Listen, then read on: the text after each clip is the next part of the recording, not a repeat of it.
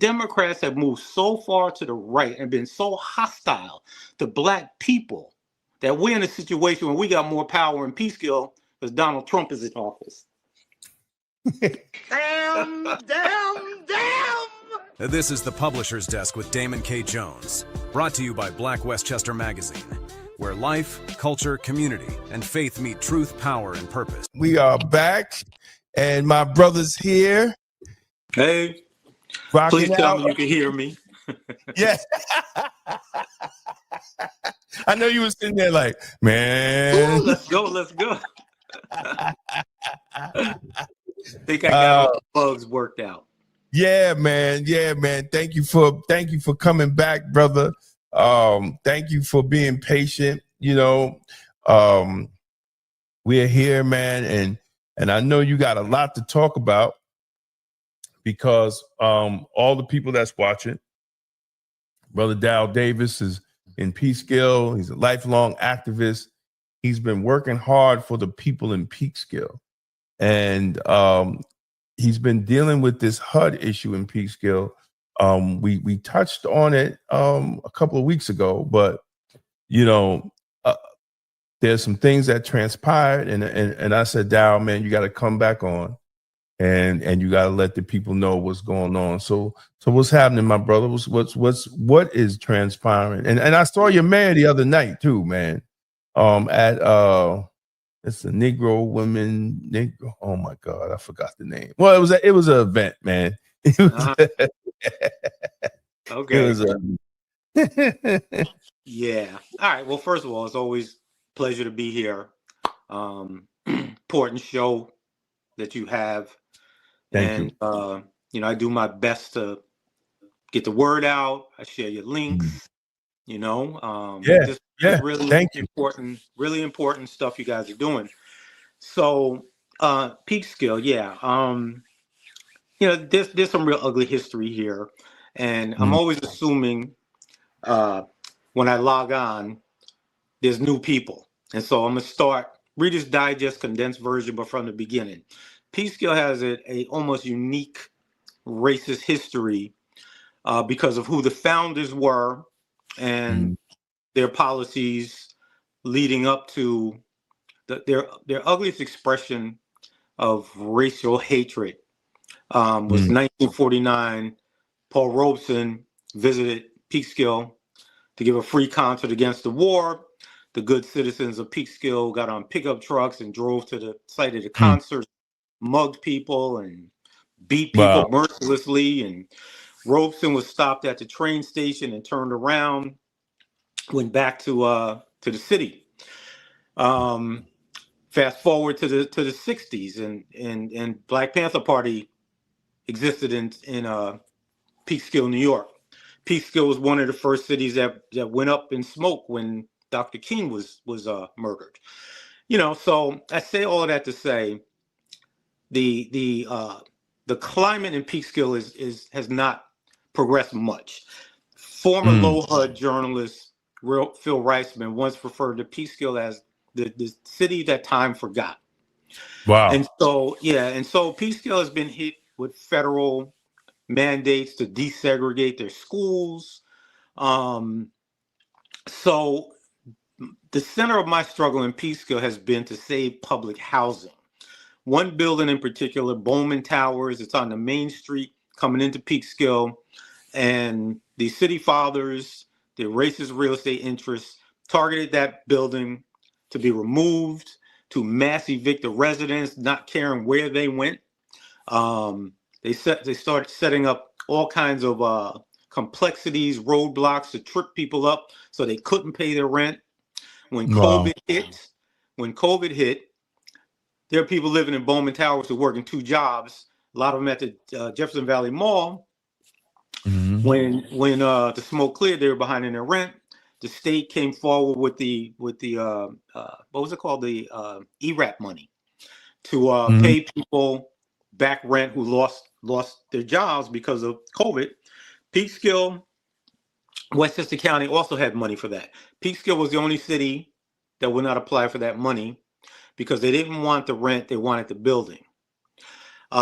Even people who got ERAP funding from the state they wouldn't accept it at first. We had to fight to make them accept that money. Again, they didn't want the money, they wanted the building. And so sadly, these are Democrats doing this. And somebody went on my TikTok a few days ago, because I've been exposing this on social media, and said, well, I don't see you attacking the Republicans. Well, there are no elected Republicans in Peekskill City government. yo, I have the same conversation with people. What about the Republicans? Most of the towns that Black people are in, there's no Republicans in sight. So how are you blaming Republicans? Why am I attacking a Republican and there's no Republican elected official? And we've both attacked both sides, because like you, I'm loyal to my community. Sometimes the enemy is a Republican, sometimes it's a Democrat. And Peekskill, it happens to be a string of Democrats. The mayor and council is all Democrat, and they have tried everything they can. They've appointed people to the Housing Authority Board with the sole purpose to mass evict and try to give a no-bid contract to Wilder Balter Partners, who's building luxury housing all over the county. HUD, I met with HUD. I was able to get reach high up into HUD because of Congressman Mike Lawler, a Republican. And I did reach out to Mondaire Jones when he was in that seat, turned his back on us. He's going to let them tear this building down and put all these women and children, mostly Black, in homeless shelters. And so we gave him an opportunity. And he turned his back on us. I didn't know Mike Lawler. I reached out to him, called me on his cell phone. Hey, let's meet. Let's talk about this. He wrote letters to HUD. HUD responded. They came up to Peekskill. The sister at the time, Alika Ampry, I think is her name. She was in charge of New York City, HUD, and Peekskill Housing Authority. And she came up to Peekskill and she said, look, you can't give a no-bid contract. Anything over X amount of dollars has to go out to bid. I mean, we know Wilder Balter donates a lot of campaign money to people like Ken Jenkins, to local Democrats, and they promised him this contract. And so he couldn't do it. What he wanted to do also besides Bowman Towers is take our community center, the Kiley Center, Walter Corney Gymnasium, which we got built. My group, Committee for Justice, marched, picketed, got arrested, put on trial for talking, and won that fight and got that community center built. They want to turn that into a Boys and Girls Club. Again, contract going to Wilder Balter. Now, I got no beef with Wilder Balter Partners, but you can't do these things without having community input.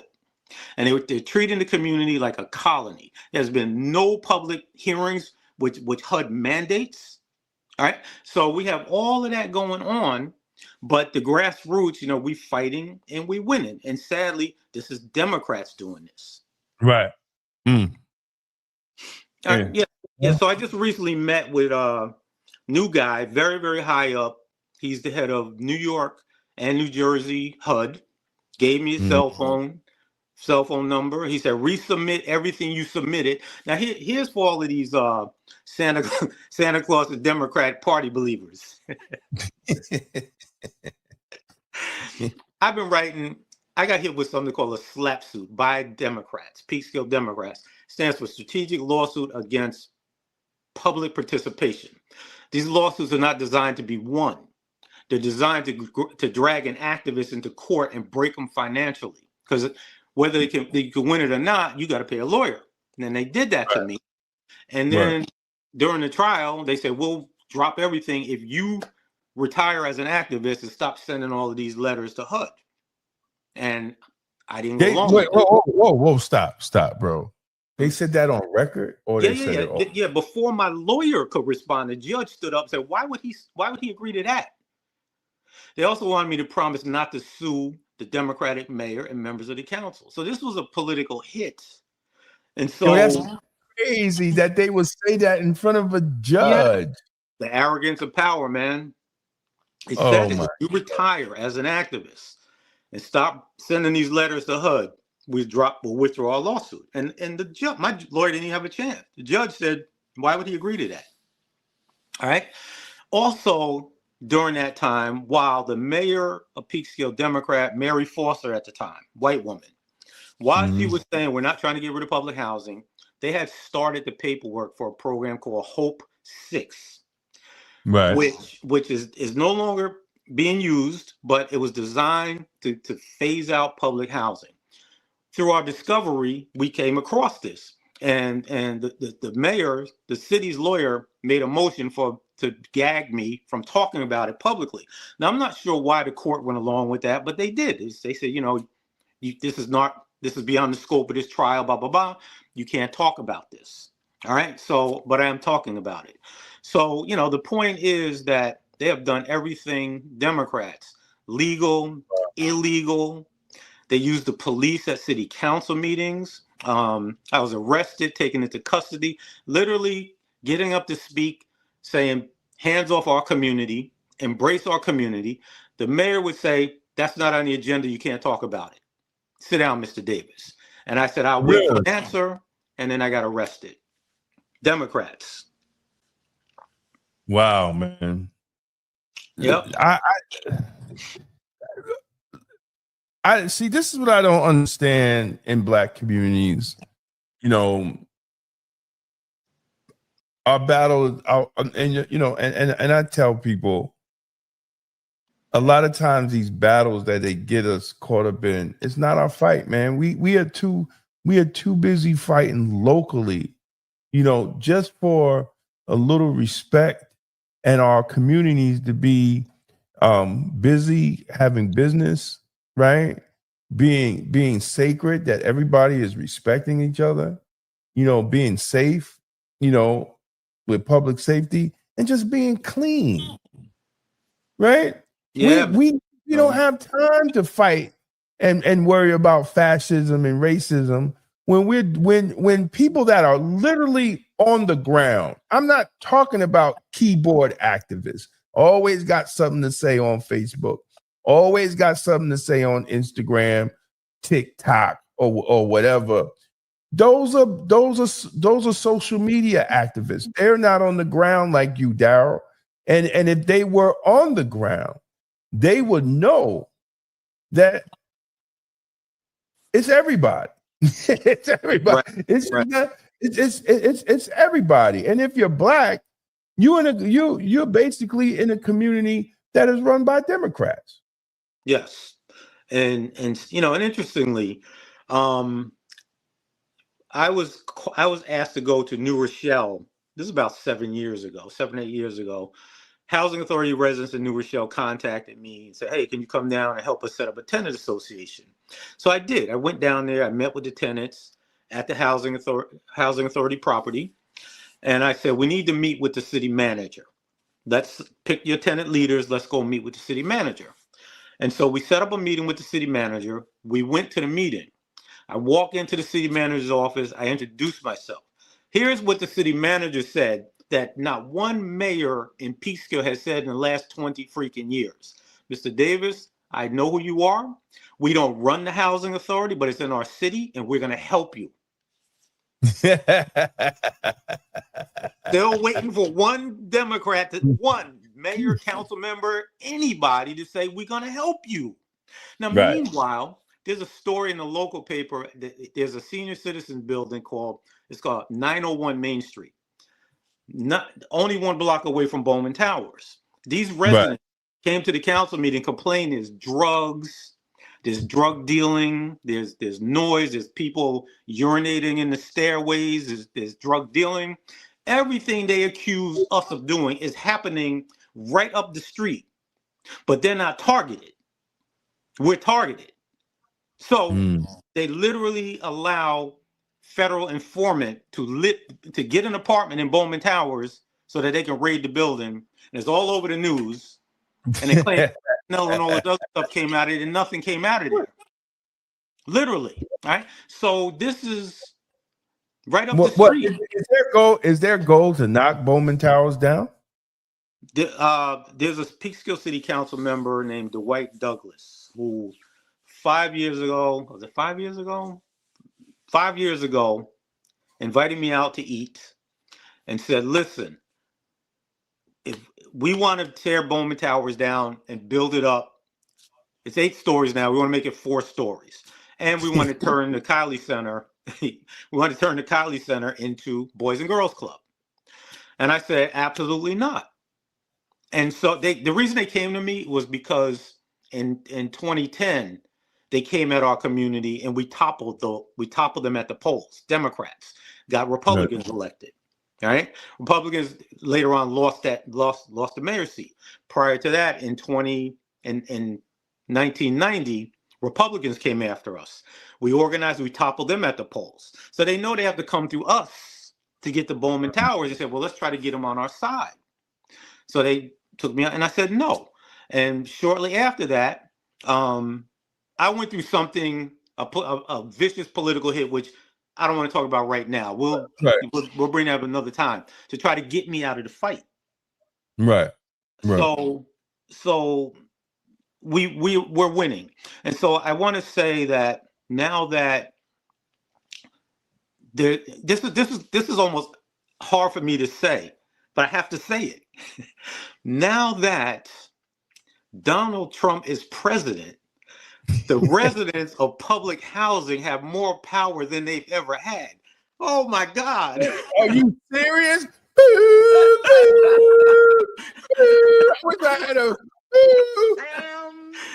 Let me explain why. But I know, I'm sorry, the Santa Claus Democrat believers. I'm sorry, I got to say this. When Joe Biden was president, I voted for Biden. I voted for Obama. Right. I didn't vote for it. I was not going to vote for him the last time with the genocide and all that. But that said, when Biden was in, when I got sued and hit with that slap suit, one of the first things the lawyer said to me, "You've been a busy man. You wrote 131 emails to HUD." Yeah. So yeah, I did. Yeah. And but what happened was, there's a local fundraiser that lives in Peekskill that used to be on Schumer's staff. And so for some strange reason, when this guy made phone calls, these investigations went away. Literally, the FBI was looking at corruption in Peekskill and the Housing Authority. The New York State Attorney General, I still have my emails between me and the FBI. All right. The housing director, the Peekskill Housing Authority director at the time, he was buying HUD houses and renovating them. So I Googled some of these houses. I said, wow, those kitchen cabinets and refrigerators look familiar. So I took the photos and I sent them to some of the housing authority residents. I said, does this look familiar to you? They said, yeah, the same ones we got in our building. So it looked like this guy was purchasing kitchen cabinets for public housing, but they were making their way into his FBI was looking at this. All of that went away. And so now all invested, but I still have the case numbers, I still have the emails, I still have the photos. So now that Schumer and whoever can't squash our investigations because they don't have the White House anymore, the HUD person appointed by Donald Trump said, send everything again. Resubmit everything. And that's what I'm in the process of doing. So it's tragic that the Democrats have moved so far to the right and been so hostile to Black people that we're in a situation where we got more power in Peekskill because Donald Trump is in office. Damn.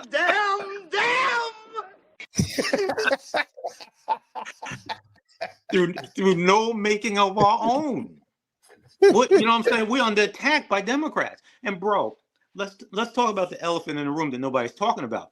At the height of the Black Lives Matter movement, Democrats were circulating emails saying, don't negotiate with Black Lives Matter activists.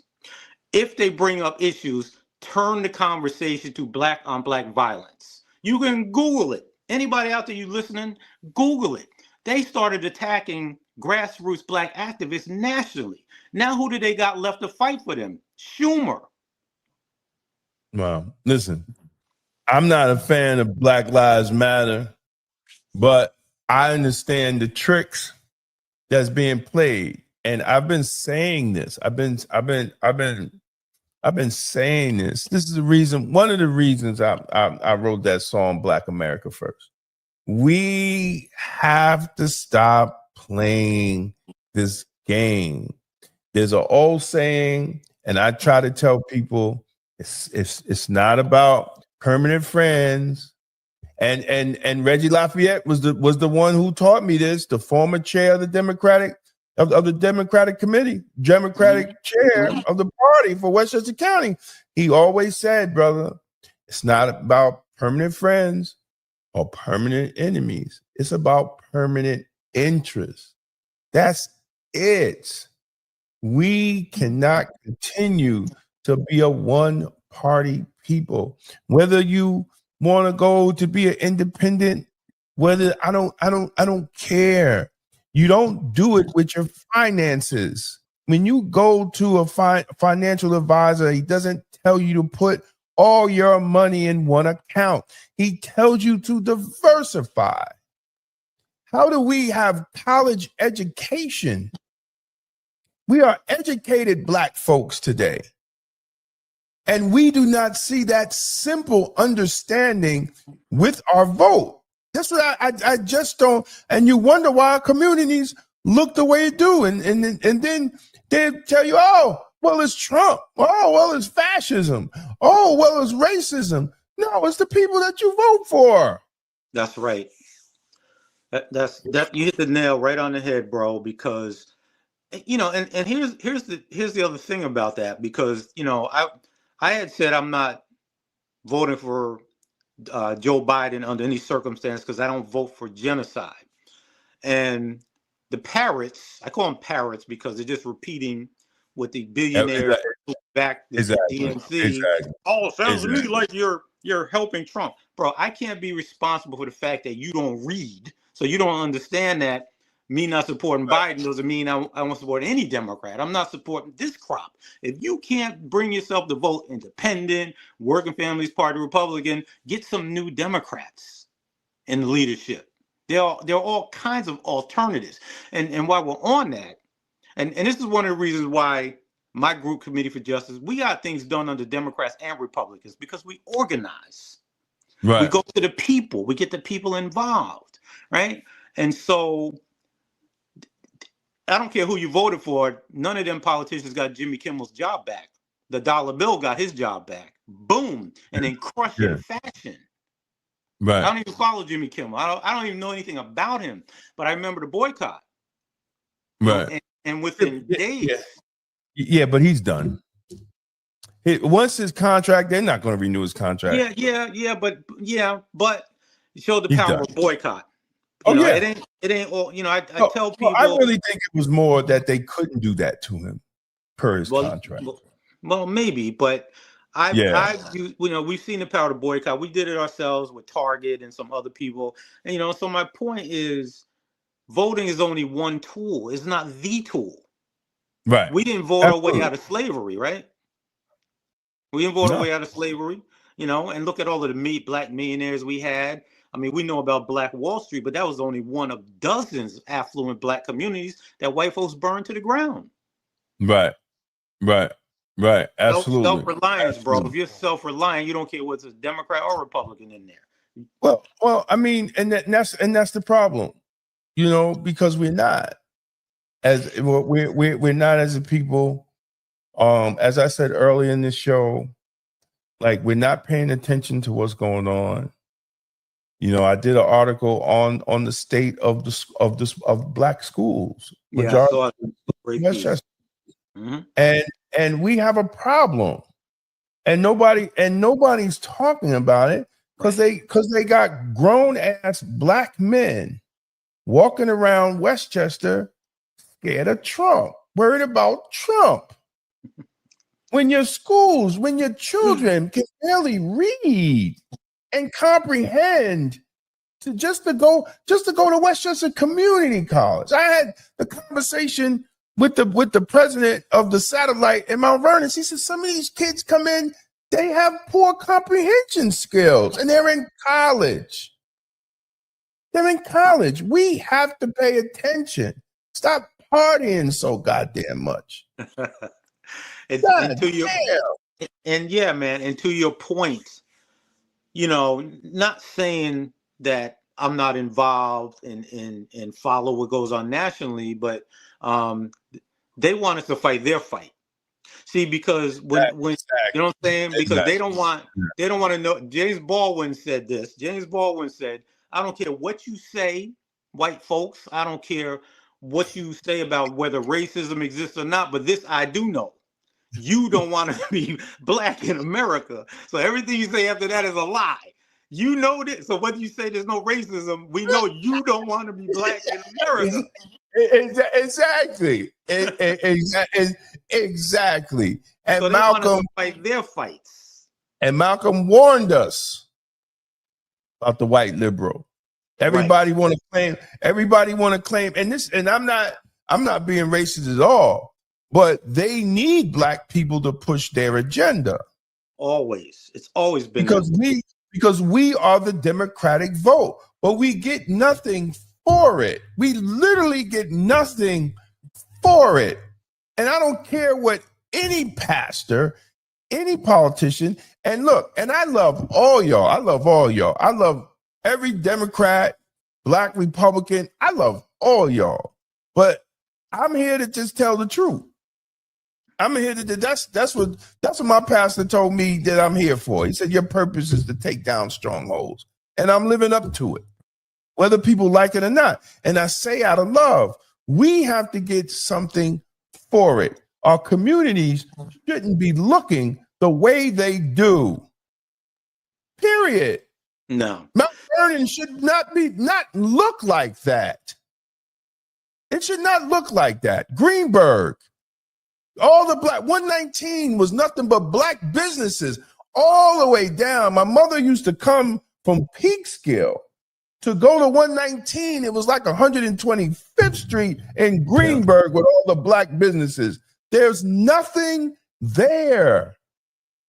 Bro, like, I had to take my car to the shop this week, and to my knowledge, and I went on Facebook and I said, are there any black auto mechanics in Peekskill?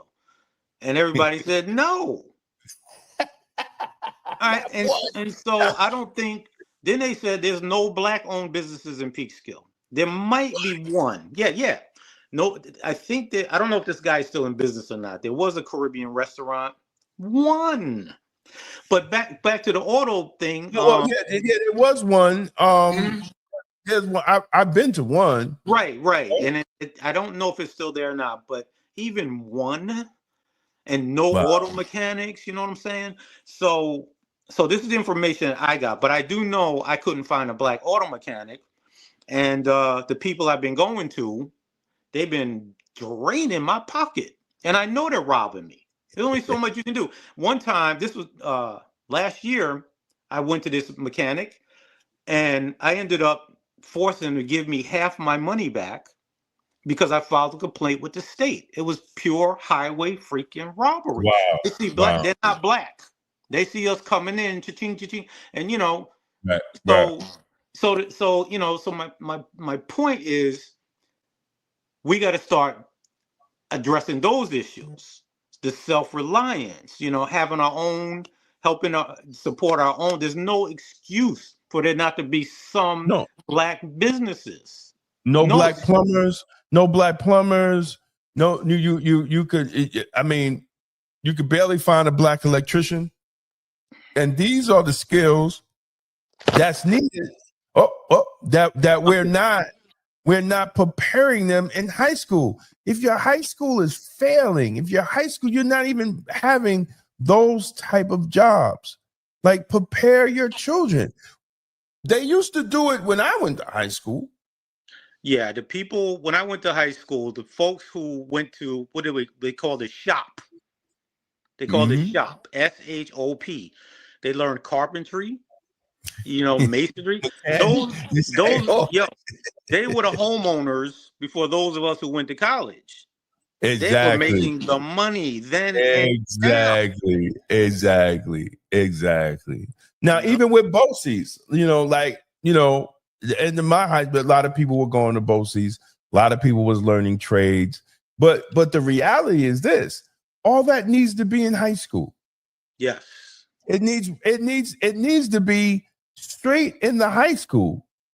You shouldn't have to ship kids anywhere and do this and that. It should be right in the high school. If you're not going to go to college, you know, some people are slower than others. But the Bible tells us to work with our hands. Work with our hands. So you become a plumber, you become an electrician, you become an HVAC tech.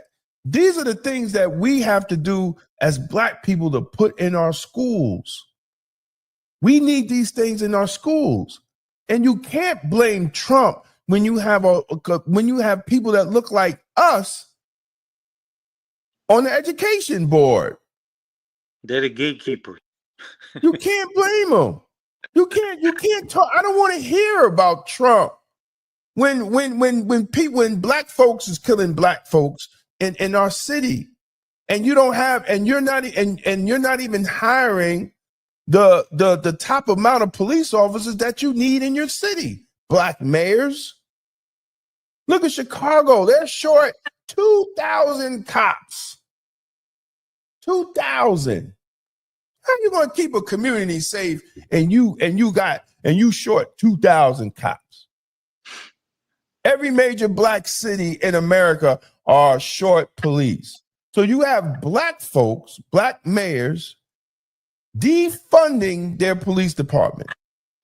And these Black cities are usually paying the highest taxes around any other city. And you're not giving the services that's needed. And then you want to get mad at a white man when he says there's a lot of crime and violence in your city, which there is, because you're not doing your job. Like, I don't understand how we are not talking about this and we get distracted and sound like scared Negroes when it's our job to make our community a safe place to live. It ain't Trump. It ain't a Republican. And most of the cities ain't a damn Republican in the city. Right? Ain't no Republican. Mount Vernon ain't seen a Republican elected in the office in decades. But their Democratic Party will put out something about Trump. What are you talking about Trump for? Yeah, This see that's the poison. That's the diversion, because I get these emails. From Democratic Party, National DNC, and all their emails are, first of all, it has gone into the gutter, because most of the emails coming from the Democratic Party now are link bait. And you can't even tell it's from the Democratic Party when you look at it. And you click on it. Oh my God, look what Donald Trump did this time. Send $5. Oh my God, look what Donald Trump sent $10. And for what? What are you going to give that to Oprah again? You're gonna give it to Beyonce? Why aren't these emails talking about the importance of the midterms, where you could stop Donald Trump stuff? Because they're not looking for that. They're not looking to share power. They're not looking to give Black people anything. They just want one of the and you touched on it earlier, D, is that they always want us to fight their fights. One, because we are their voting the margin of victory very often, but two, we have a tradition of struggle. Nobody does it like us. Just ask all of the other groups that are benefiting from our hard work. Exactly. Ask all the groups, the migrants, immigrants, the illegals, the gay community, the Asian community, Asian hate bill. First thing Hochul did when come on now. You can't drive through the country without seeing a white girl holding a flag on a construction job that was meant for a Black person. Yo, and DEI, but Al Sharpton, all them running around fighting for DEI. Black Enterprise put out a report. White women benefited from DEI. And I said, Black Enterprise, even Black Enterprise put the report out. And these Negroes are still out here fighting for DEI. No, that's part of the scam. From the program. That's part of the scam. And then we don't even, but see, we don't even, as Black people, intelligent Black people. Right? And here's the hypocrisy. I'm going to say the hypocrisy right now. Now, everybody listen up. and y'all will catch this. When Donald Trump was debating Kamala Harris and he said black jobs, your social media timeline with all these professional Negroes talking about they don't got a black job. Donald Trump said, we're going to get rid of DEI. First thing they said, well, what's going to happen to the black jobs? I thought y'all didn't have black jobs. I thought you didn't have a black job. So what was Al Sharpton and Jamal Bryant and all these pastors running around talking about DEI if we didn't have black jobs? We don't have black businesses. So if you're not working at a black business and you're working at a white business, you got a black job. Period. With your doctor's degree, with your triple masters, with all that, you have a black job. Let's just be honest. We are not self-sufficient in America. The immigrants can come over here and in 5 years, 10 years, they could own 6 buildings, storefronts, a laundromat, a restaurant, and they will just pool their money and circle their money. The black community, the dollar only stays in the black community for 6 hours. Yeah, and see that this is why the Democrats fight so hard to keep us from having our own community center, because of what you just said right there. We can have these forums and teach these things. Listen, I tried to get financial literacy taught in the community room and public housing. They refused to let us hold those classes. Really? Yes. Yes, they refused. This sister, I'm not going to call her name because, she got a sensitive job, but she called me. Hey, I've been trying to teach financial literacy in there. I went ahead and contacted the housing authority. I contacted the mayor. The answer is no. See, Dr. Clark, before Dr. Clark, John Henry Clark, before he died, I had him on my radio show on WLNA years ago. We became close. We used to just chop it up on the phone. He was ailing by then. Right. But one thing I learned from Dr. Clark, and he beat this into my head. The communities rise and fall with the institutions there. You have to have a community center where you can teach these kids financial literacy, teach them African history, which leads to self-love and unity. I have a commitment from the Teamsters and electricians unions to come into our community to bring people into the trades, help them become homeowners. The mayor, they won't let us use the community center. Wow. See, and this is why, he's a Democrat. This is Vivian McKenzie, black woman, and the head of the Peekskill Housing Authority. Yeah, I'm calling names. Jackie Simpkin. Hey, don't get mad at me. They're gonna be mad at me. I'm gonna see him at a minute. Well, I can say it. I can use some company. They were looking at me strange the other night. I'm like, listen, man. I tell my wife, right? My wife said, well, why did you write the article? I said, because it's the news. We are in Black Westchester's in the news business, right? We write the news, and it's nothing personal. It's the news.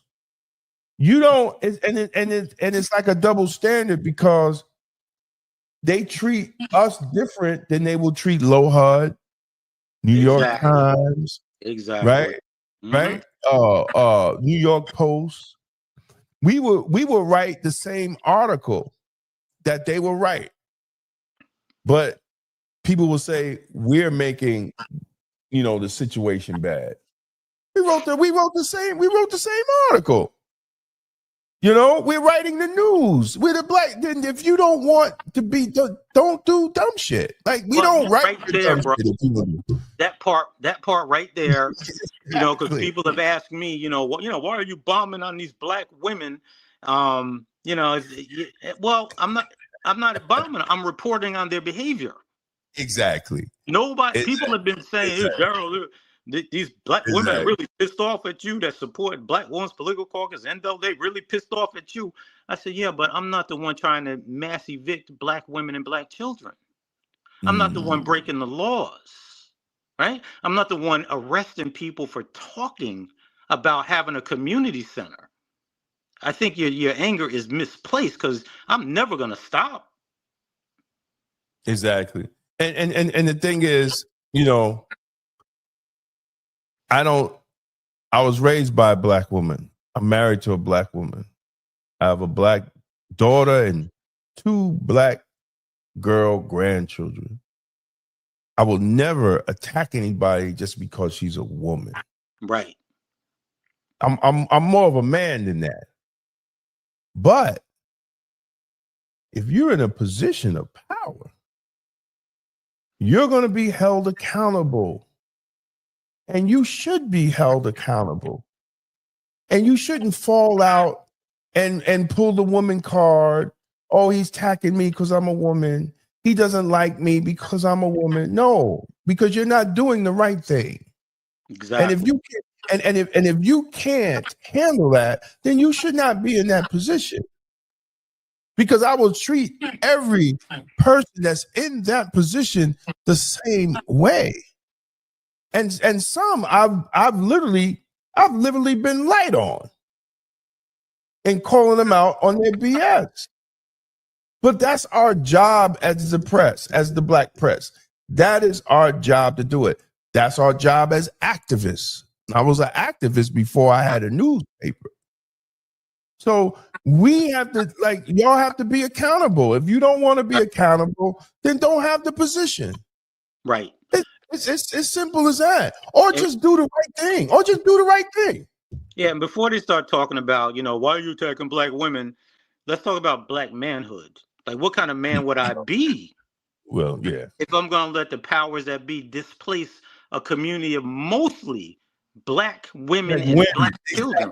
If I ain't fighting for them, I can't call myself a man. No, you can't. And by the way, bro, I met with Mayor McKenzie, Peekskill Mayor McKenzie.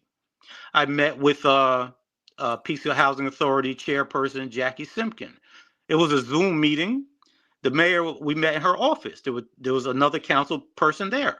I walked away from both of those conversations thinking that they were going to be more inclusive, that they were going to listen to the residents, that they were not going to mass evict people. And before I got out them offices, the promises were broken. So I didn't just show up bombing on them, try to mediate. I always try to mediate. I got better things to do. Right. No. I mean, people don't understand. When you're out here trying to help people, man, it takes a lot of your time. It's a lot of time. It's a lot of phone calls. Exactly. A lot of Zoom. Exactly, bro. And a lot of people don't understand that, but it's nothing personal, man. We just asking people, like we love our community. Black people should love their community, and they should, and people that want to be our leaders must be held accountable. Look, if I mess up, I'm going to be held accountable, right? But they will never want a person like me. I will never fit in.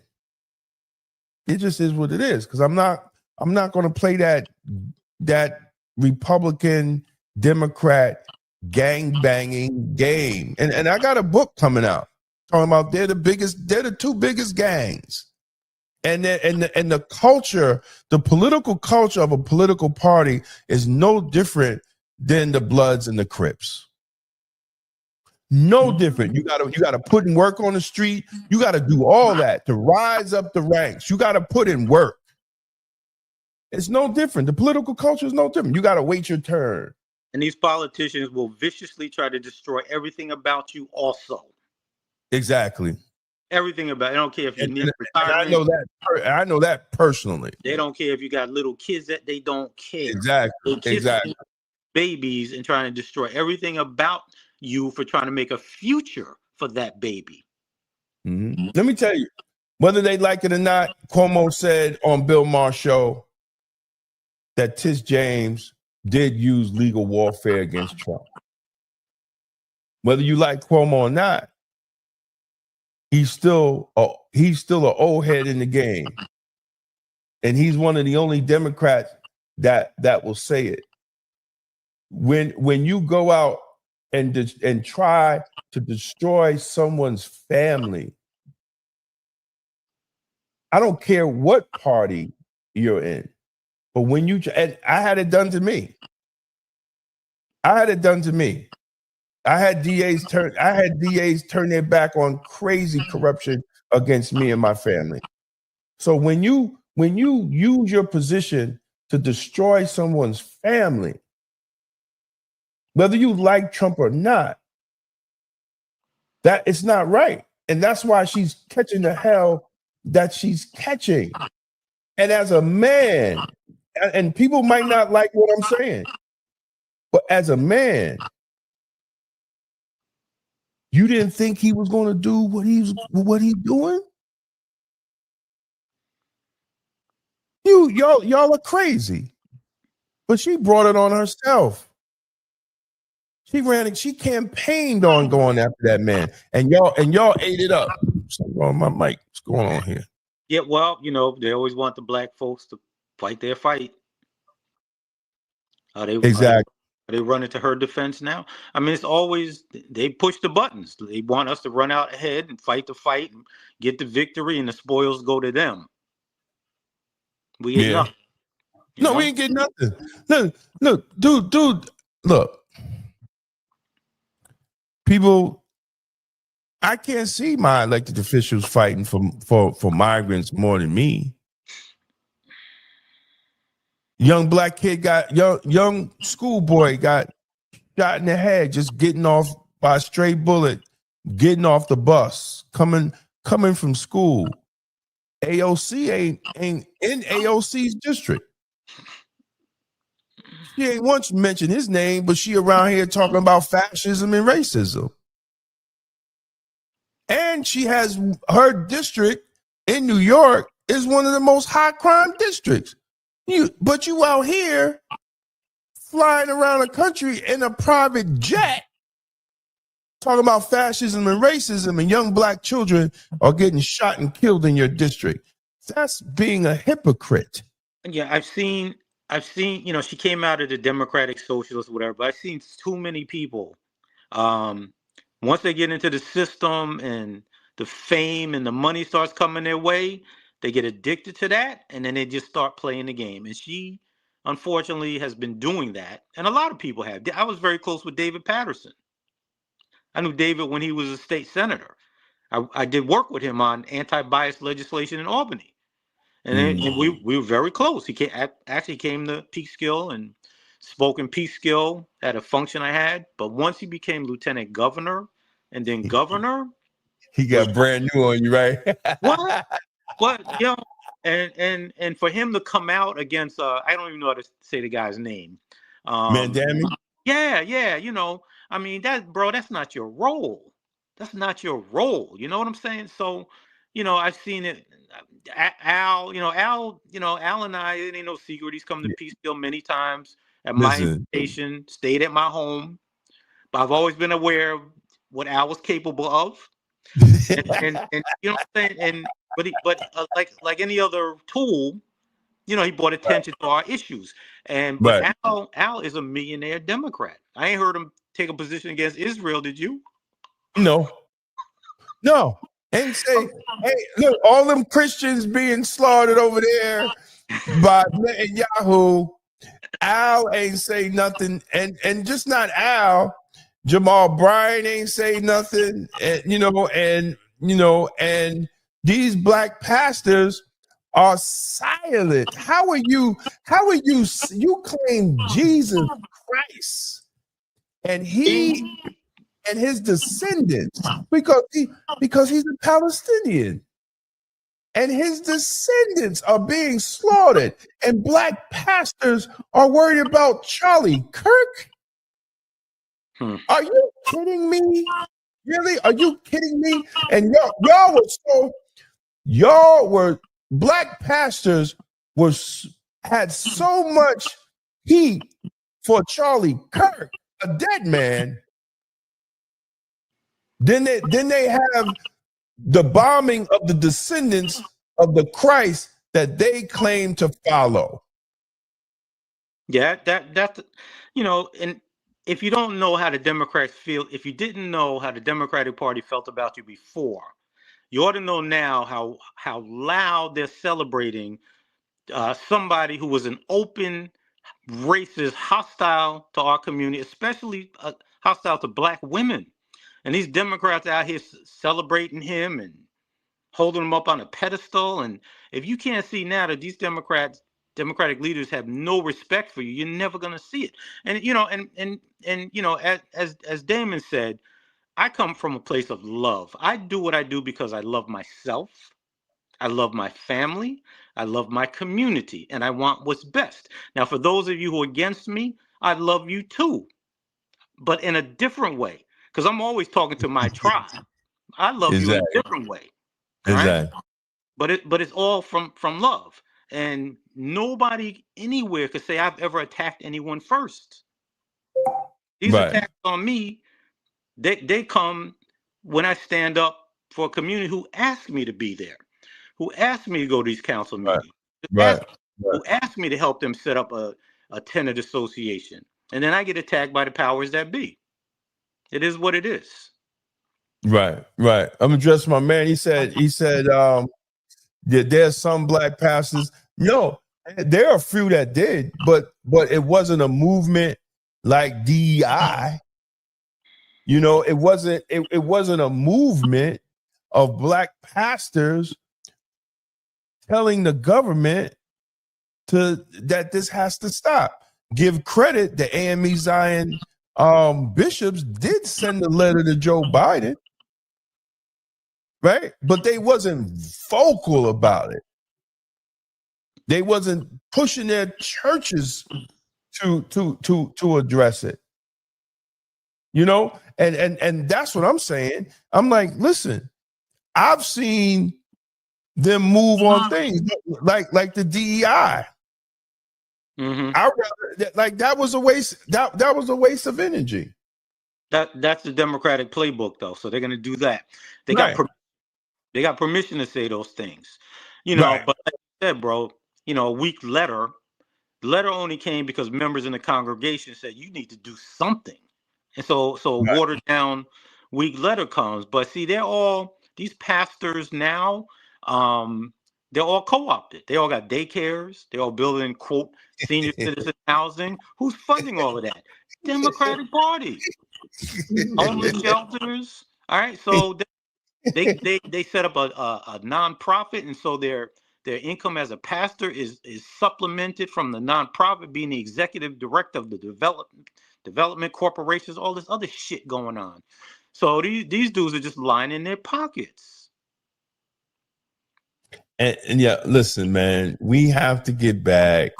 We have to get back to the basics in the black community. And I hope that we're able to do it, and, I was having conversations on Facebook and, with people. No, I was not feeling what Aisha Curry said about her husband. But I think the bigger picture of all that, which I told people, and we're right now we're at the 60th anniversary of Jesus. What is that? My phone doing that? We have the 60th anniversary of Daniel Patrick Moynihan's report, The Black Family. In 1965, people pay attention. In 1965, out of birth wedlocks in the black community was only 25%. And Daniel Patrick Moynihan felt that it was a crisis at 25%. And Democrats and black pastors and all of them called him a racist, said he was race baiting. And because he said something needed to be done. And again, childbirth out of wedlocks in 1965 was only 25%. Fast forward to 2025, childbirth out of wedlock in the Black community is between 70 and 80%. And we do not see it as a crisis. If you understand trends go up. And that trend has never stopped in 60 years. It increased. So what do you think that trend is going to do if we don't see it? If he saw it as a crisis in 1965, we're not even having the conversation today. And it's between 70 and 80%. So that trend is going to keep going till we almost have damn near 95% of all children will be born out of wedlock. We have to think about that because we're too busy being distracted instead of focusing on our community, focusing on loving each other, and focusing on building our community and building family. And having we both, men and women, had these conversations. Exactly. Men and women. I'm not, everybody's at fault. You can't have a baby by yourself. I don't care what some of the left say that a man can have a baby. A man can't have a baby. I don't listen. I'm a man. Ain't no baby coming out of me. It ain't happening. Wasn't happening when I was younger. Ain't happening when I'm older. Ain't never happening. But they got us confused, man. And it affects our family as Black people. It affects our family. We have to get back to basics, bro. We got to get back to basics. Whatever faith you want, and we have to stop with this my truth stuff. Who started that? Oh, I'm just speaking my truth. There's only one truth, and that's God's truth. That's God's truth. And any man or woman says that's not true, don't come around me. I can't. You can't be around me talking that nonsense. I don't want that in my spirit. There's only one truth, and that's God's truth. When do we get that? It's my truth. What if your truth is wrong? It can be. That's why you have the scriptures. That's why we say it's God's truth. Listen, we got to get back, y'all. We got to get it back. We got it because Pharaoh has let us go. The government ain't giving us shit. We got to do for our own. But we spend $1.7 trillion. And we ain't got nothing for it.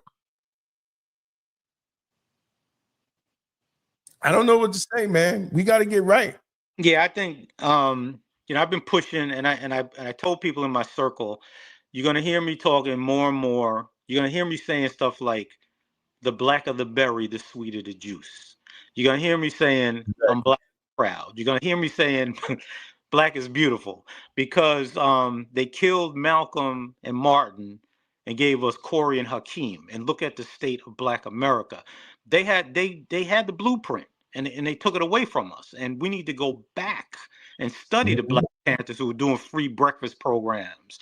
We need to look at Noble Drew Ali, Martin Delaney, Booker T. Washington. Dr. Clark said he was not a sellout or Uncle Tom. He was trying to create a Black economy. Exactly. Right? Exactly. So if you can't see by now that nobody is going to help, we getting passed over. When the Italians first got here, they gave them a whole freaking industry. When the Irish got here, they gave them law enforcement. That's why all of the cops on Bugs Bunny have Irish accents, and Batman got Chief O'Hara. That ain't no coincidence. They gave them that industry. Right? Exactly. Okay. The YWCA and Catholic charities, they were set up to help white people get out of poverty. Now it's our turn. There's no money, and the Y will give you a cop. Exactly. We don't want a handout. We just want the same resources everybody else got to do our own thing. No, and we missed the opportunity with Obama. We missed, and that just shows he wasn't there for really us. That was our opportunity. Those 8 years was really those 2 years, because black people didn't come back out and vote for the midterms. Nobody told black people to come out for the midterms. We made history. We got the black president in. Yay! Midterms came. He lost the House and the Senate, and we ain't never get it back for the rest of his 2 terms. And he was sitting there, a sitting duck, trying to please Republicans, right? We had the opportunity to push our agenda and walk away from it. We got nothing. We didn't get reparations. We didn't get nothing. And what black people are failing to realize, what Trump is showing you is what real power in the presidency does. My question to black people: why didn't Obama do what Trump did for us? What he is doing for his base. And MAGA, he's doing what MAGA voted for him to do. What he's doing. He wasn't shy about what he's doing. The question is, the things that we said Obama couldn't do for his base, Trump is doing for his base.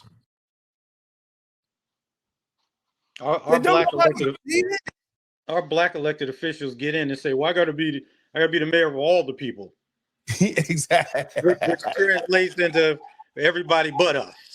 Dude, I ain't heard one white politician say nothing that stupid my whole freaking life. First of all, you don't have to say shit. You just have to take action. You don't go out there and say, "I'm doing this for the black people." You take action. And when they don't take it, I got to be the mayor. I got to be the president of all the people. Well, us too then. Right. He's saying they have to make his base. They ain't make him do it, dude. Trump got in. He wasn't. The man was signing executive orders the same day he sworn in. And the first one, a man is a man, a woman is a woman. You talk about hit the ground running. What? He was signing executive orders. What is going? What? At least Obama could sign an executive order that black descendants of slaves deserve reparations and to study and to see what happened, what financially. He didn't sign no executive order. And why do we need a study? All these other groups were given reparations and still getting them. I don't remember one freaking study. They just started writing checks. I mean, what is there to study? Listen, look, I say the same thing, but I understand the work of politics, right? But we can't even get a study. Look at the Negro in Maryland. They get it to his desk. He vetoes it. He did what they put him there to do. He ain't there to support us. How can a black man literally veto a bill to study, just to study? Right. And to give an apology. No, that's crazy. That's insane. That's literally insane. You could make the argument that the Democratic Party is now one of the biggest oppressors of black people because they only seem to run black people who will never use words like racism, reparations, gentrification. They don't use those words. Peace, negotiations. They don't use those words. I haven't heard that word in ages. Any of those words. All right. So, if those are only blacks you running, they're never going to get to our agenda because they don't talk our language. Bruh, I really think we had the opportunity, and I don't know what black people did, and now they, now they done changed the game, man. You got you got these Zionist lobby millionaires are buying social media. We barely own. We only got. There's only one black owned app, and that's Fanbase. And I don't know. I tried to work it, and it's like insane, right? So it's like, you know, I got off once I saw Netanyahu and all them talking about Twitter and the purchase. I deleted my Twitter account. Right. I'm not supporting though that man that supports the killing of the descendants of Jesus. And maybe when black people who call themselves Christians look at the Gaza in that way, because we don't talk about it, right? Jesus was a Palestinian. And if you claim the Messiah, if you claim the Savior, you should be upset about that. Like you really should. And maybe that's why the black community is catching hell, because of our hypocrisy. Maybe that's why. Because you should be upset at that. You should be really upset. Now, I see these white Judeo-Christians that, you know, they don't care, because they on the payroll. They on AIPAC's payroll. They you know, that's a whole nother thing why Charlie Kirk got killed. It wasn't that they didn't like what he said. He started going against Israel. He started supporting the stop of the war, and his reach was too far.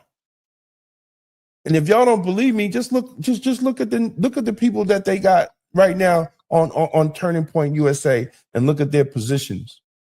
Look at their positions with black people. They got black people up there that say we don't need reparations. That's why they're there. Right.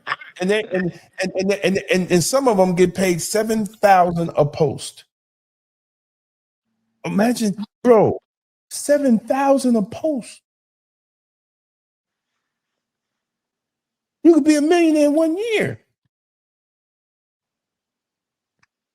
If not a millionaire, you definitely were going to live good every month. $7,000 a post.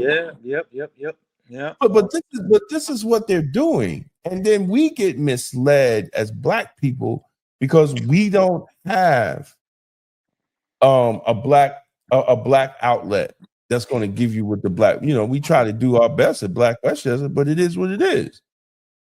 To have these conversations for people to understand the time and what must be done. Y'all really have to pay attention. And it's deeper. And dude, I'm going to send you something I saw. It's deeper than that. But we still at the surface, man. We still at the surface. We haven't started digging as a people to see that this is not our fight. I keep telling black people this is not our fight. Our fight is locally. Peekskill, city hall, the board of education, and all little Mount Vernon, Greenberg, Yonkers. Those where we should be fighting at. What's going on in DC is not our fight. We don't have enough zeros in our bank accounts to make it our fight. Right, and the people in DC, you know, we can support them, but that's their fight. And some of these other national issues, you know, I mean, and I've said this before, when, you know, and I mean this, when Jews had an issue, I marched. When gays had an issue, I marched. When Asians had an issue, I marched. When I have an issue, I march alone. Black people. Exactly. I ain't marching for none of them motherfuckers no more. No, they would never see that. They would never see that again from me. Never see that again. Exactly. But that's what they use us for. Yeah, because our tradition of struggle and winning, and we won all them battles, and they got the spoils. It's exactly. You know, I'm sitting here and I'm watching my elected official argue about men playing in women's sports. Like, bruh, like, what are you doing? Young people are getting killed out in the street, and you want to get on national TV and talk about a man playing in a woman's sports. And one time we talked about it on this show, and women attacked us. It blew my mind. We're saying that men should not play in women's sports because it's a disadvantage. And women said that we were wrong. That's when I know we were sick people. Yeah, I that issue was on the ballot in certain places.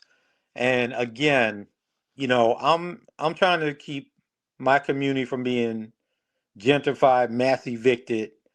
Exactly. I'm trying to get the trades. I'm trying to get a community center to bring the trades in so that people in public housing can become homeowners, which was the original plan. But now they're just there to be exploited politically, economically, right? To maintain the poverty industry, which pays, which the Democratic Party funds and pays the people. You got people in charge of the homeless shelter in Westchester driving luxury SUVs, and I ain't mad at them, but we got to keep in mind, like, what is your agenda? I remember asking for a job from one of these dudes, and I had just come back from Washington, D.C. and Albany getting funding for this organization. And then when I got laid off, oh, we don't need any activists.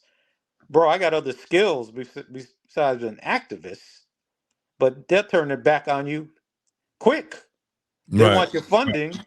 They want your funding, but they don't want your voice. Right. So we got to do our own thing. We, as you say, D, we got to, our battle begins when we open our front door and when we walking out into. Right. Doesn't mean we can't support other issues, larger issues, national issues. I do all that. I'll write a letter. I'll send an email. I'll send a check. I'll vote for a national politician.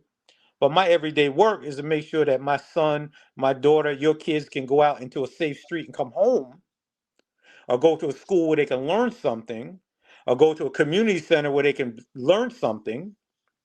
And right now, these are the issues that these Black Democrats are not speaking to. They are fighting.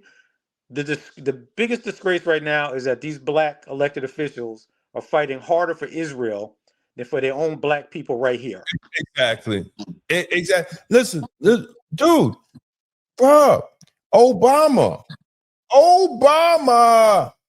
the first alleged Black president.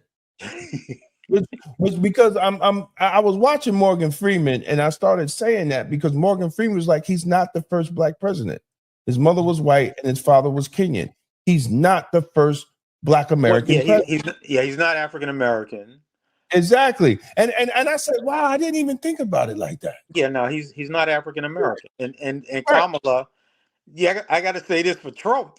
I gotta say this for Trump. I saw him do an interview and he said, I've known who Kamala was for a long time, and I've always known her to be an Indian, but now she's Black.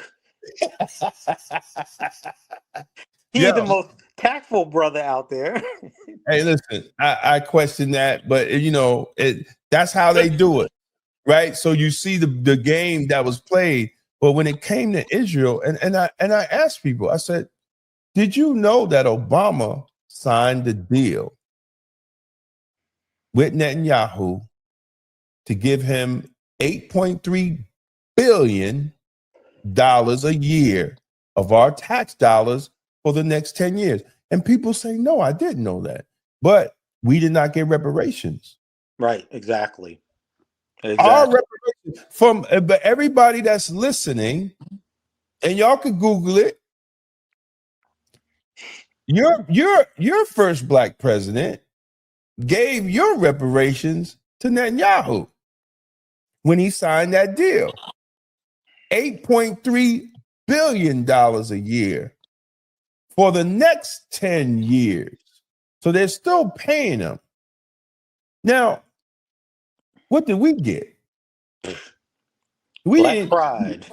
exactly. We didn't even get executive order on reparations. But he got in there from our vote as Black people. We need to wake up as a people. We need to wake up as a people and really start looking at the outcomes and stop being so emotional about things. That's why I wrote the book, Emotional Politics, Logical Failure, because that's what we do as Black people when it comes to politics. Yeah, I'm gonna have to wind down in a few, D. Yeah, man. It's that time, man. We went 20 minutes over, man. Alrighty, yeah, all right. Listen, we went 20 minutes over, brother. I'm always a phone call away, bro. I ain't eating nothing all day. My stomach's like, hey, time to end the show. yeah. All right. But man, I thank you as always, brother, for coming on. That's a pleasure. And before we sign off, you and AJ been carrying the ball. You in wealthy white Westchester County, and you've been carrying the ball. I'm here to block. You can throw whatever my role is. I'm here. You want me to come on? Phone call away. Thank you, brother. I appreciate you, man. Yes, sir. And that's Daryl Davis, everybody. Thank you, everybody. Give Daryl Davis a round of applause.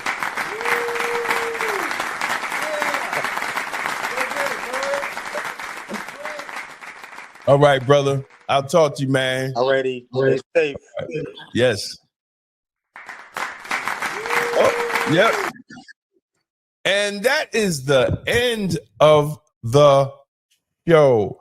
I want to thank everybody that stayed to the show. This was a long show.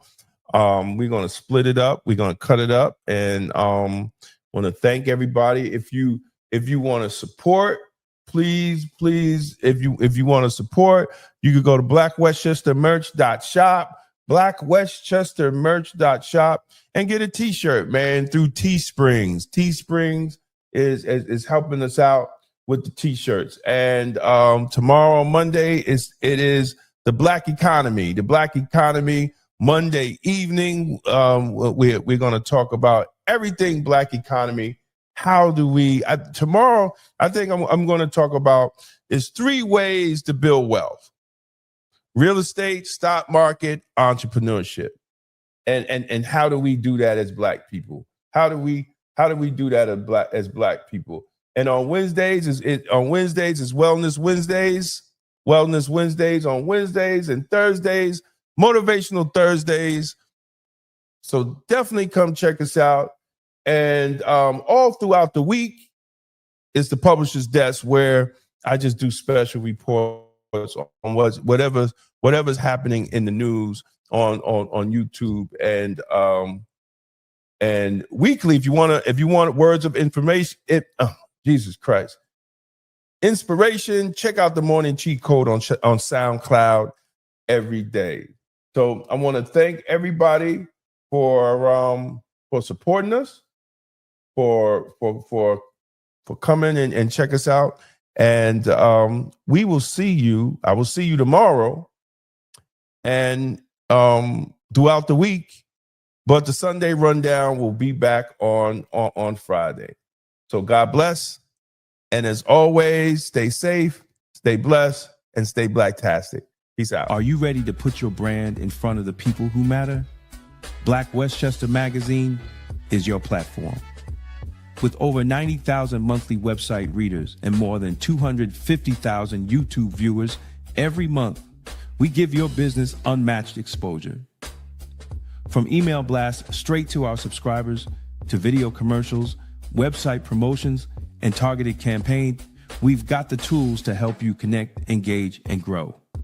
Whether you're a local business, a national brand, a rising entrepreneur, or just promoting an upcoming event, Black Westchester is where culture, community, and commerce meet.